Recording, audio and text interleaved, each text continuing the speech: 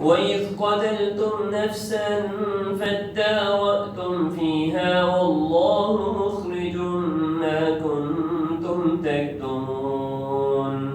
فقلنا اضربوه ببعضها كذلك يحيي الله الموتى ويريكم آياته لعلكم تعقلون ثم قست قلوبكم من بعد ذلك فهي كالحجارة أو أشد قسوة وإن من الحجارة لما يتفجر منه الأنهار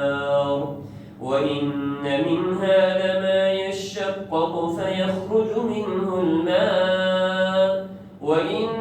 منها لما يهبط من خشية الله وما الله بغافل عما تعملون